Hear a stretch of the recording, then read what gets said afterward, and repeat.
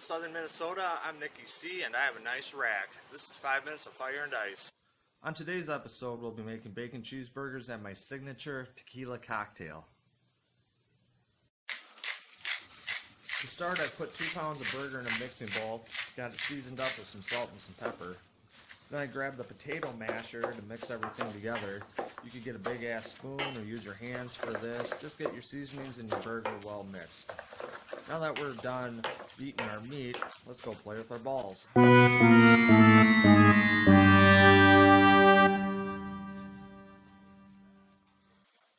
I've laid out a cookie sheet and lined it with wax paper. Then I was just grabbing handfuls of meat and rolling them into balls. 2 pounds of hamburger will yield 8 quarter-pound patties.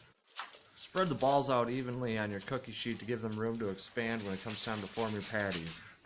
Line the top side of your burger with another sheet of wax paper. I'm at the bottom of the roll here, so I'm scrambling to try to figure out how to make it all work. Grab a second cookie sheet and start pressing down to press the patties out. What I'm looking for here is for all my burgers to be the same thickness. They're not going to all be the same size because my lazy ass didn't weigh the meat before rolling them into balls. There you have it, hamburgers that are comparable to what the market would charge you 3 times as much for them doing it on their machine. Time for a drink. Here it is, my signature cocktail. Who am I kidding? It's just a tequila sunrise that I perfected after months of intense research. Start with a glass half full of ice, pour a little grenadine on there and give it a swish to make the ice and the ice melt turn pink.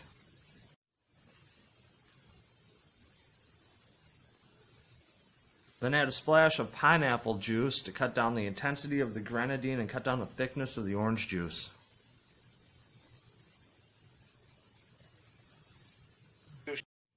Dos tequila, por favor. Then give this a good mix. Let it swish around so the base of our cocktail is built. The glass should be about half full at this point. We'll top the other half off with orange juice.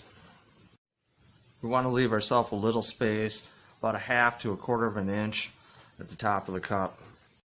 Top it off with a splash of orange energy drink to give it a little fizz and give you a little extra kick. Burgers have been sitting on ice now for about a half hour. I like the way they look, so I'm going to give them a thumbs up. Putting this hole in the middle will create a reservoir so they keep their shape while they're cooking. It's a scorcher today, 90 degrees. I'm going to cook these bad boys at just low of medium. My favorite part, the flesh hitting the fire.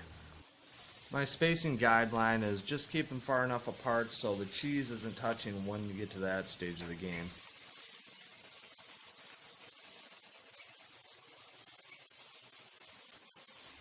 After about 5 minutes, we'll give them a check.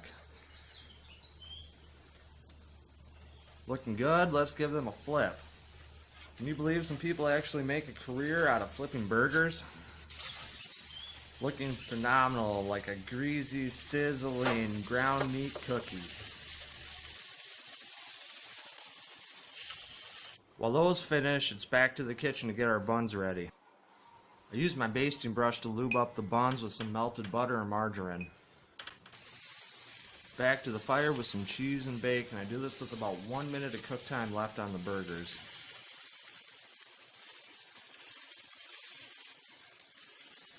Some leftover bacon from breakfast. I ain't going out of my way to specially make bacon just to put on a hamburger. After another minute or so, the cheese is nicely melted, not liquefied, and these are ready to come off. That one burger left side middle has been a pain in my ass all day.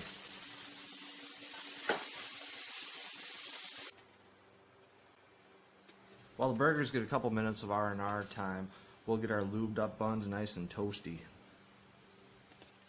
These could have used an extra minute on the grill, but you are what you eat, and look at me, I'm pretty white and pasty myself.